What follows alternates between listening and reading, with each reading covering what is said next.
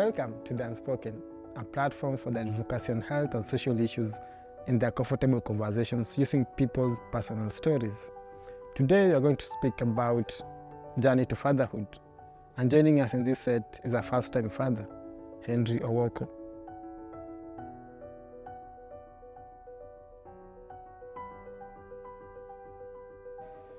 I think back at the time I was really young, a few years from campus, and we had been dating for quite some time, I think a year or so. And so one of these evenings we went for an ice cream. You know, this normal dates. By then I was in Kisumu, so there was a new ice cream place, and we sat there trying to enjoy ice cream. And so she broke the news. I thought it was a joke for like the first 2 weeks. To me, it was a joke. It was like this kind of joke that would kind of come and like fade and go away. Okay. Yeah, and then it never went away.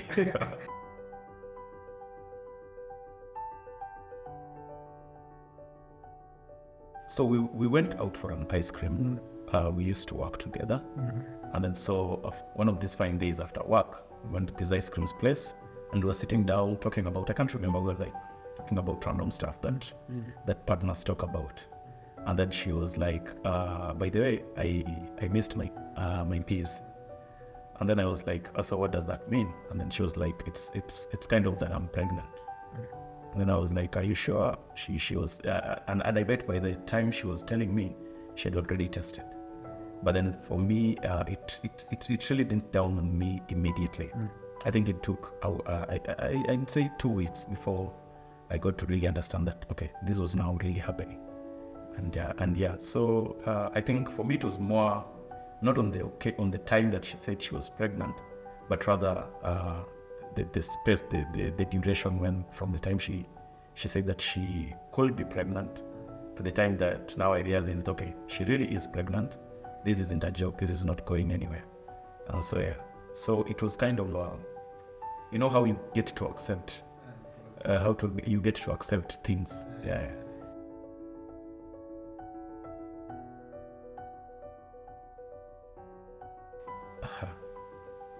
I'm telling you, for the 2 weeks, I wouldn't say I was afraid. I was like, I'm still really young. It's really not possible that I'm gonna be a father. And you know, mostly when when you grow up, you imagine your life. I think that probably, and it's different for everyone. And mostly from the environment you've grown up in, right? And so you'd like to think that, okay, given the people who surround me, I'm likely to, you think of yourself like maybe I'll be 35 and that's when I'll be having my firstborn and so forth. But then here you are almost not yet 30, and then you're having a firstborn, and so it doesn't seem real to you. It's like you're watching this movie. It's your story, yes, but it's like you're sitting aside, watching it unfold, and then it dawns on you really that, okay, this is something that's not going anywhere. It's not like that funny story that she'll be like, just joking, I'm pregnant.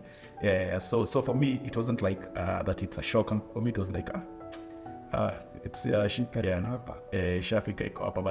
But then I think over time I got to like just get to accept that she's pregnant. So and I bet it works different for other people, because for them it's like real. The news has been broken. It's real. It's here. But for me it was like this slow motion thing that gets down. It downs into you, and then 7 months later, 7.5 months later, she gets to have birth. And then that guy.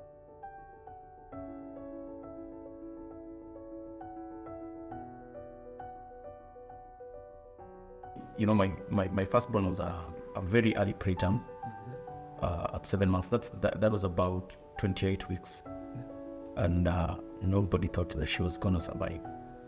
And so that was also a shock. But going backwards, you know, it's these 2 weeks you've been told that, okay, I'm pregnant, this is happening, and then apparently, given the job we were doing by that time, required us to move to different locations, and we were at that point where we were now moving to to a different place, be there for about 3 months and then move again.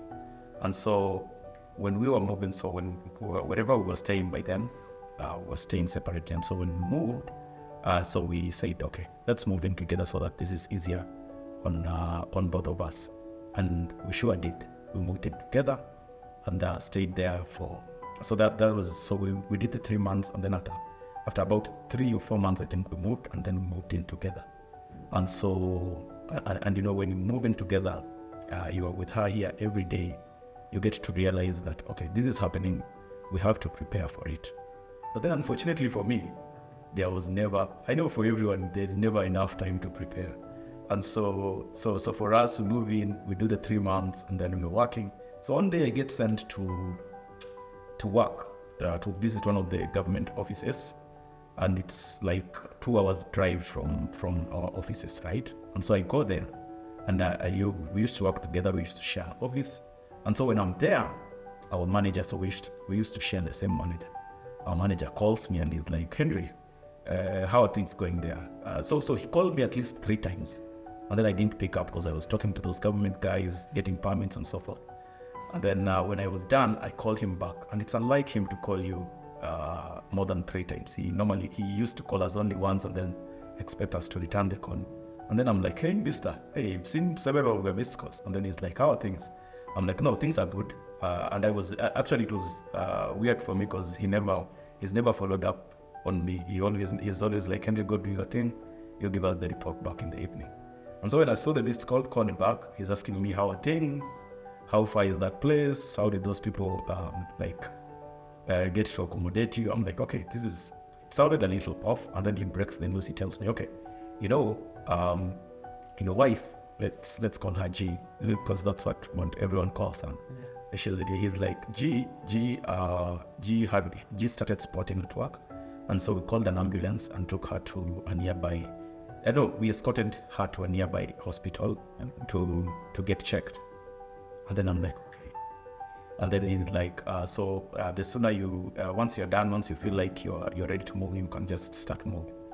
And so I kind of panicked because during our hospital visit, the doctor had anticipated some kind of complication, but we had not thought it would be as major as it ended up being. And so when I hear this, I call the driver who had taken us there, get in the car, and then he drives me back. As we are on the way, I get another call again from the lady who had escorted G to the hospital, and she's like, okay, this hospital now, I think it was kind of a level 2 or something. And she's like, okay, this hospital is not able to manage the complication. It's going to be a miscarriage. And so we are referring her to Aga Khan. And this is like less than 2 hours from the time she's left the office to the hospital. I'm on my way back, but then I'm being told, okay, I'm not even going to find her there because now they're waiting for an ambulance that's going to refer her. Yeah, and she got referred. I got to the hospital and then they had just left. So I went back home, packed a couple of things. I didn't pack anything that concerns the baby because I knew we had still 2 months to go. And so, yeah, I followed them back. I followed them to Aga Khan. She had been referred to Aga Khan. So I get to Aga Khan and then she's there. She's now feeling better. She's no longer spotting. But then we get called in by I think there was a guy now who was taking care of her. And then the guy is like, okay, now here, this is what's happening, guys. This baby is coming. And because it's 28 weeks, the baby is coming and it's highly likely that the baby might come alive and end up dead or might come dead. But as we are speaking, the baby is alive. Hey man, I've never sweated like that in my entire life. We talked to the guy now, and then she's in, she spent there because now we were, so they had anticipated that the labor, so they anticipated that the labor will come by itself. And so she stayed at the hospital for the whole day. So when I joined her at around, I think it was sometime in the evening, so we talked to the guy and then she stayed the night. And so the gyna told us, the docs told us that, okay, if the labor doesn't come by itself, now we're going to get the induced labor, go for the induced labor. And indeed, they gave her the induced labor, and then we still had to wait we still had to wait for a couple of hours until I went to sleep, and then I was at Aga Khan the entire night. And then I was like, hey, the next day it's 7 in the morning, about 7:30. I'm like, okay, this is not happening today, so let me go home, freshen up, and then come back. So I went home, and then nikiwa kwa nduthi, niko kwa motorbike, I'm heading to my dad's place. I received a missed call from the hospital. Actually, her mom came and joined us at Aga Khan. And so I left her mom there when I was heading home to freshen up. And so when I'm on my way, I get a call that, hey, we've been blessed by a baby girl, very early preterm, and so she has to be taken to the nursery. Yeah, and she did. So I go back, and then I'm like, and then so I wasn't even allowed to get in, and I couldn't see the baby but through a glass. I've never been that scared in my life. Manze sijaiogopa hivyo. Naangalia hivi naangalia, this is like, she's so delicate. She had all the tubes. She had I think alikuwa naongezwa maji with some nutrients because she couldn't breastfeed. You know, preterms do not have some senses not yet developed, so they can't breastfeed, they can't do some other things. And so yeah, so hapa hivi kwa dirisha nachungulia ndani manze. So hey, it's never been that scary. It has never been that scary. And also, yeah. So we stayed at the hospital for, I think, 1.5 months. It was really expensive for us. And that's one thing that people never see coming. The financial burden, it's sio kidogo. And then for us, it was way worse because now she was actually at some point during I think it was 4 or 5 weeks. For about a week, the kid was on oxygen. My friend, the oxygen tunavumua hapa hivi nje, it's expensive. It's expensive. So ilipiga dent ingine mbaya sana kwa mfuko. Yeah, but it is what it is. We learned a couple of things right now, even a couple of other things that I've done from that experience, because now I know a couple of things on maternal, newborn, and child care. I know the kangaroo mother thing. Yeah, so it was a painful learning lesson for both of us.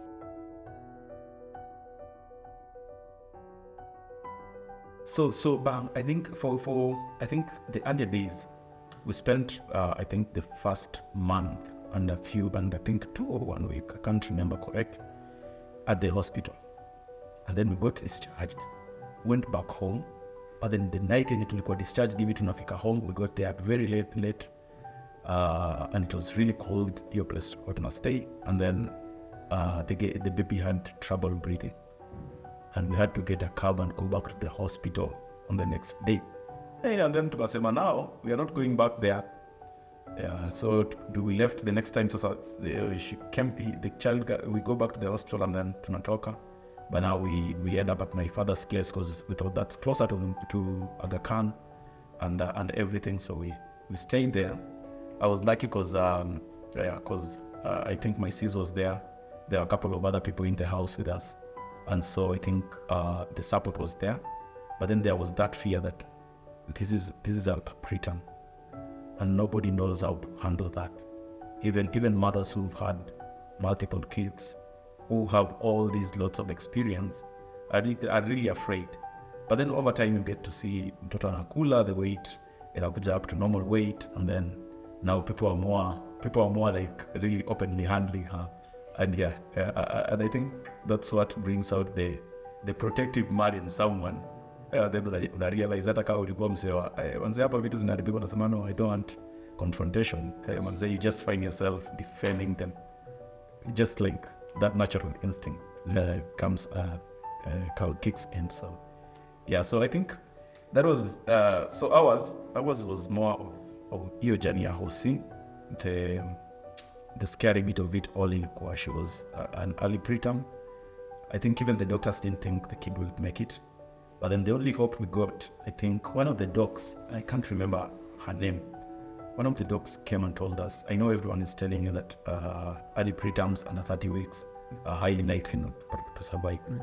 But because it's a girl, girls are more resilient compared to boys. So there is at least, there is quite some chance that she's gonna survive. And it's mostly you guys just keep doing what you do. Yeah, and I think that was that was kind of the hope that we got, especially in those early days. The hospital. Yeah, we went for a couple of, even before she got pregnant, we used to see again because they're ladies, they have one or two complications, and so we used to see a gyna. We used to go to the gyna together. But those days, so I would sit outside, and then she would go in and talk to the gyna herself. But then things change. Even during the first days of the pregnancy, we will still go to the hospital together. But then when she goes in to speak to the doc, I'll wait outside. I'll just sit out and just chill there and then wait. She would come out and then tell me, okay, Daktari amesema hivi na hivi na hivi, and so this is what you're supposed to do. And then I'm like, okay. But then I think one of the sessions, the first time, so I think she spotted at least twice before she was rushed to the hospital. And so one of the times that we went to, one of the times that we thought it was gonna be a miscarriage, also we went to the OC. And I think that was the first time that we sat into the same session with her, with the doctor. And so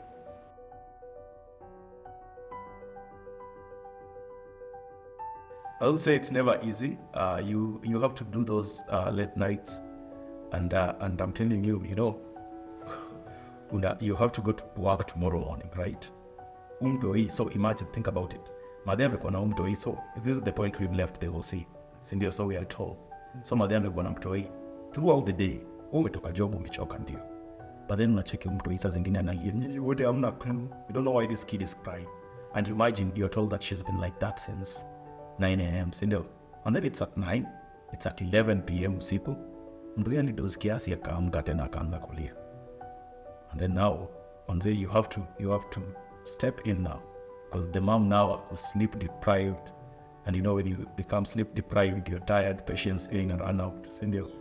So you have to step in. You stay up late, like trying to kubembeleza mtoto. Umemweka hapo unambembeleza, anadoze, lakini ukijaribu kumbeleza hivi chini, anaamka anaachilia ndoto nyingine wave.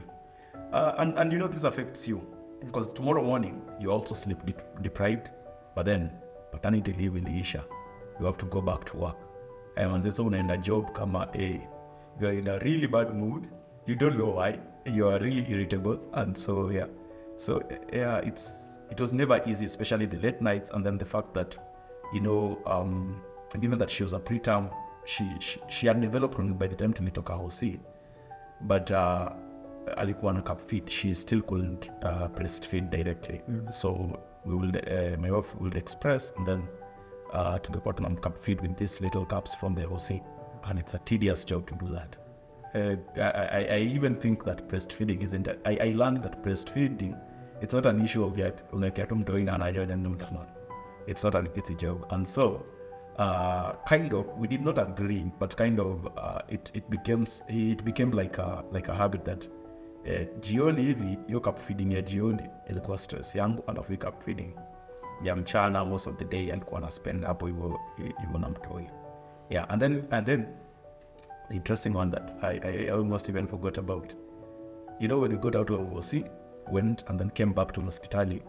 The reason we came back was because our place to Linda, it was really cold, and then mtoi akachokwa maziwa, so she was almost developing something like a pneumonia, which was easily controlled. But then tukatoka hapo hivyo scared of the cold.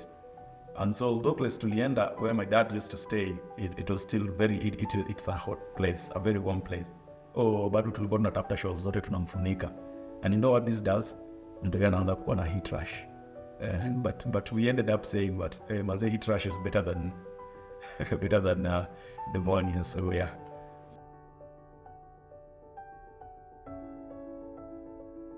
Okay, partly because of my experience as a father.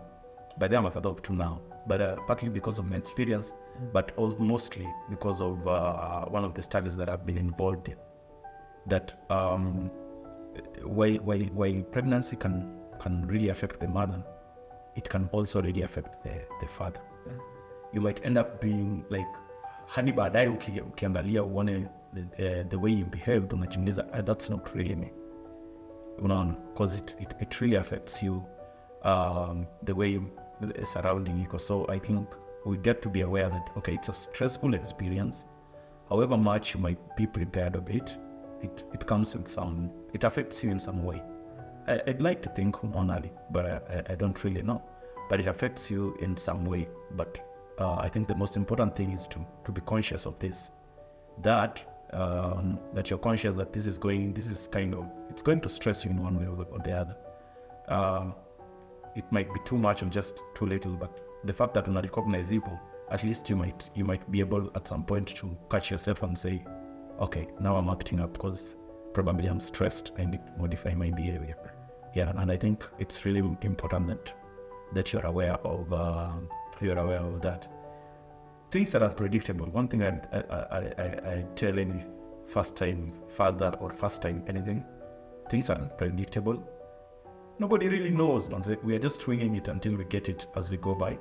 There are people who've done it in ways that we admire, and we can only try to copy it. But as long as you have the good intentions for your family, you get to figure it out as it goes. So.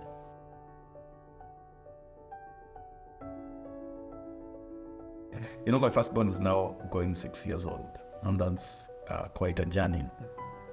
And I'd say that it has changed me the obvious way. Unajua, when you're young, single, you only care about yourself. And you don't really care so much about yourself. You get to do whatever you want. You are you're a free spirit. You do as you wish, how you wish, whenever you wish. But then at some point you get to realize that, okay, whatever I do, okay, it might affect me, but my decisions are not my decisions at all, right? And this cuts across from finances to your health, to your sleeping habits, to your eating habits, to your working habit. I'd like to say that if you're really that type of person that cares about family, I think there's some kind of motivation that it comes with. It gets you to do stuff. Like, sometimes, I'm good. I can do these things. But then, because you already know that, you don't want to prove, you don't have a point to prove to anyone. But then right now, you have dependents, a wife, you have kids. And then now, if I do good, I'm doing it for them. If I do good, say for example, take an instance of work, that if I do good at work, it somehow contributes to them being good, right? And then there are people who are looking at you now. You might not realize this when they're still under 1 year, 2 year old, but then from 2 years you start realizing that kuna vile there are people who are looking up to you, and manzena sasa kuna vitu hauwezi do. Like you can't just do whatever you can no longer do as you wish. You can no longer do as you wish. So I'll give you an example. So now she's a big girl, she's going to school. And when she started school, I tell her, hey, it's really late, you have to go to bed. And then she's like, and why are you not going to bed? It's already it's really late. And then at the beginning, I used to tell him, because I am dad. The reason I'm not going to bed right now is because I'm dad. But then my sister called me out for it, and then she told me, you're not helping this kid in any way by telling her you are dad because you're not going to bed. You got to give her a good reason. And then so she will also tell some of our cousins when they visited that, when they are playing, and then she says that I am dad, and then you realize, okay, this one is copying the things I'm doing, and so you can't just say I'm not going to bed because I'm dad. You have to give her a good reason. So I started giving her really why I'm staying up late, and I'm like, okay, there are a couple of things I needed to do. You go to bed so that when I'm done, we'll talk tomorrow morning. And then, so she's also like, Dad, I've not, these days she tells me, so there are a couple of my homework that I'm not done with yet.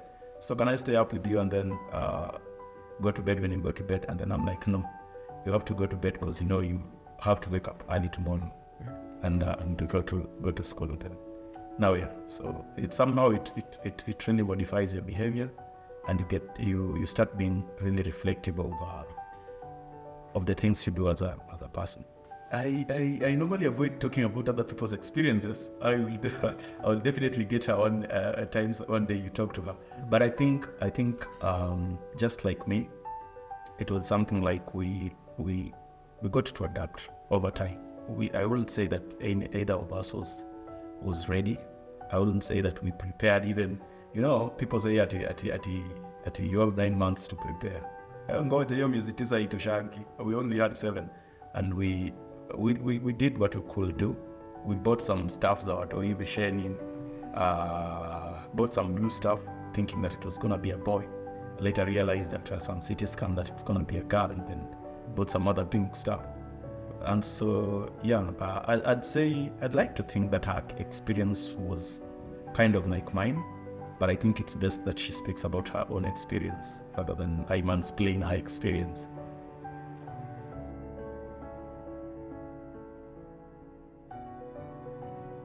It's impossible it is totally impossible to raise your kids the way you were raised. And I also think it's impossible to raise, even if you have 2 kids, it's impossible to raise them the same. You've heard the saying that no 2 kids have the same parents. Because when my firstborn was just her alone, there's a way we treated her. Really, I'd say prioritized her over everything else. And then the second-born comes, and then you'd like to prioritize the second-born. Or so do you prioritize the second-born, prioritize the firstborn? The firstborn already has this experience of being the only child. And then this one exists in a family that she's not the only child. There are 2 kids, so it's never the same experience. And then the other thing, I think parenting is more of who we are as people. And I'd say I wouldn't say I'm like my father. I wouldn't say G is like her mother or her father. I'd describe my father as the alpha and omega. I'm not that guy. And so it's totally impossible for me to raise them how I was raised. There are a couple of good things that I could borrow from how I was raised, but then there are other good things that I can borrow elsewhere. And so so we are trying to raise them the best we can with all the best intentions.